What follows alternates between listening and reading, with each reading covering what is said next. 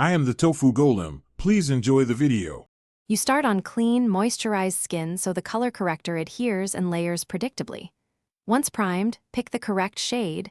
Green neutralizes red, peach cancels blue/purple under eyes. Dab 1-2 small dots where needed. Do not swipe. Use a precise brush for spot control or a damp sponge for thin coverage. Apply thinly because color correctors are high pigment. You can always add a little more. This first pass sets the tone for blending and avoids cake later. Once the product is placed, blend carefully so the correction disappears into the skin rather than sliding across it. Use a stippling or bouncing motion. This preserves pigment and keeps coverage even.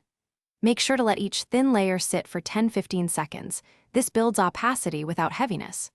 For tricky areas, layer only where needed. Green on isolated redness, peach on hollows, lavender on yellowish sallowness. You're creating a neutral base, so concealer and foundation. You now lock the correction in place with a concealer that matches your skin tone. Apply it gently over the corrected spot, and blend the edges so there's no line.